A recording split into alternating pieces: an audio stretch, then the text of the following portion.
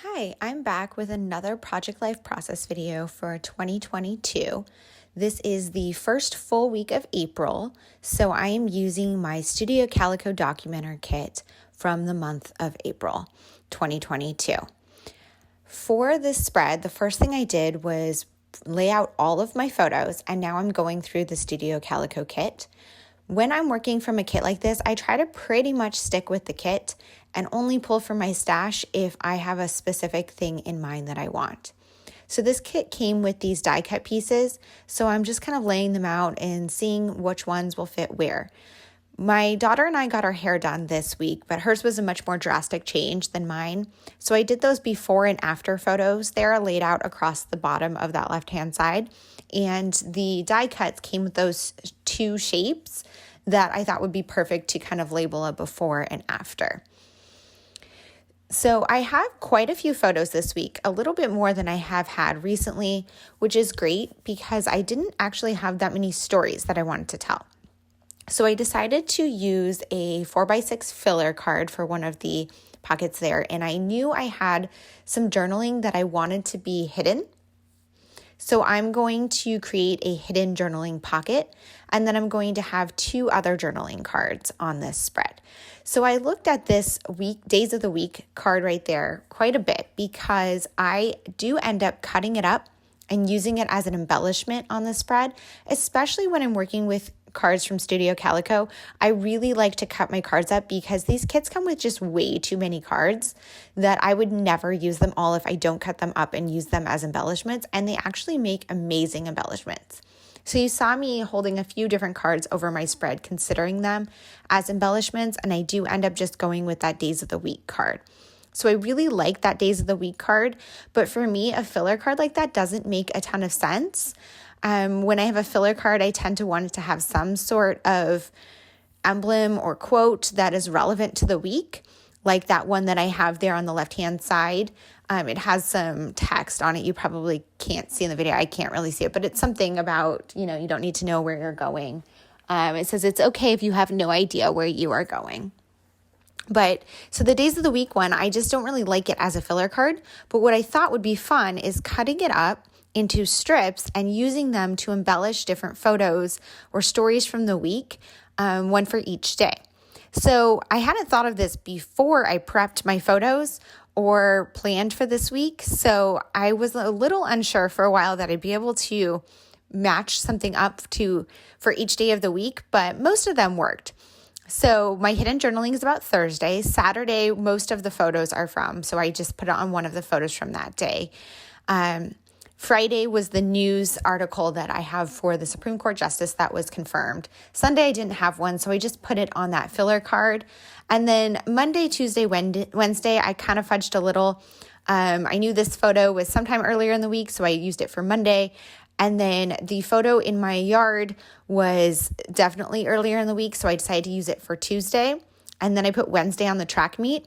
However, it turns out the track meet was actually on Wednesday. The track meets are normally on Tuesdays, but Wednesday they were expecting a storm, so we had it on Tuesday instead, but I forgot. You know what? It doesn't matter. When I'm looking back on this album, I'm not going to remember that the track meet this week actually happened on Tuesday rather than Wednesday, and it doesn't really matter. The stickers that came in the kit were really great to add a title here. Using those days of the week words as kind of grounded embellishments across the spread gave me an opportunity to play with the other items from the kit and just create different embellishment clusters. So here it says track meet. I don't think I use these letters anywhere else on the spread, but everything still is cohesive because that day of the week matches some of the other cards. On this spread, I did end up having a little trouble with kind of the layout and feeling like it wasn't very balanced. So you'll see I do end up moving things around. I typically don't care about cards going in chronological order from left to right as long as everything is from the week. But because I had the days of the week, it felt weird to me that Sunday was on the left and Monday was over on the right because my weeks run Monday to Sunday. So I do end up rearranging things to try to have the days of the week in a more chronological order. So I really wanted to use this die cut on this photo of myself with a new outfit that I purchased, but the die cut was a little large, so I just trimmed it down and then have it going off the edge of the photo there to not have it cover up me in the photo. So I put these die cut pieces on these before and after photos of my daughter's hair, and I knew I wanted to do some stamping. I pulled over my stamp organization binder, and I'm going to put the little eye in the corner in case you have missed that video explaining how I do my stamp organization. But I used the binder to look for something that was kind of a before and after sort of theme. And surprisingly, I don't have before and after stamps that are small enough to fit on these labels. I did have huge before and after. You can see them there on that stamp set. But what I ended up doing was going with ones that said first this, then this, which I thought worked fairly well. So I was able to kind of just add a little bit of journaling about what style my daughter got for her hair and, just that this was the before and after. So I just add, a little bit of journaling there. I'm using the heart pen that came with the Right Story kit from Allie Edwards. I'm actually really thrilled with this pen. It's a lot of fun, and I'm probably going to use it for a little bit as my new favorite pen. So I'm moving on to this photo of my lunch. On Saturday, my daughter and I had a day out that actually is most of the photos from this spread. We went and got our hair done. We went shopping. We went out to lunch. So a lot of the photos across the whole spread are from Saturday, but that's okay. It doesn't really matter to me. So then I'm working on my title card, which is actually kind of backwards. I typically do the title card first, but for whatever reason, I am doing it nearly last here.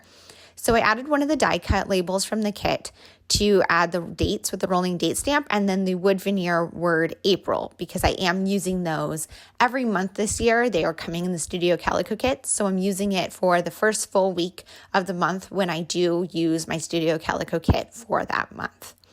I'm trying to add a lot of the die cut pieces. As I've said in previous videos, I'm really trying to use up my supplies this year. So when I have a die cut pack like this, I'm trying to use as many as possible to not put extras in my stash. So I'm using this journaling card from the kit to tell the story of Saturday and my shopping day with my daughter and getting her hair done and just kind of the long journaling of the day. For this card, I'm going to do the bullet point journaling of an overview of my week. So these stickers came in the kit, these puffy stickers, and they're fruit. I'm pretty sure these ones are supposed to be blueberries, but I have no use for blueberry stickers, but I thought that they would make some really great bullet points. So I'm using them as bullet points to just add a few little notes about things that happened this week. And you can see my sticky note there of all of the stories that I took down when I was prepping the spread from the Day One app, where I keep a daily journal of what is going on in my life so that I will be able to look back on it when I'm putting these spreads together. So I do have that sticky note to reference and make sure that I'm including all of the stories that I want. I just rearranged a few of those cards there to kind of balance the colors a little bit better, and now I'm working on my hidden journaling. So what I'm going to end up doing here is adhering one of the die cut pieces to this card, and I'm just going to adhere it with some washi on the back, and you can see it kind of like flaps open.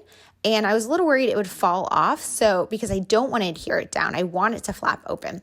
So I did add a little bit of stitching on the edges just so that I know it won't come up.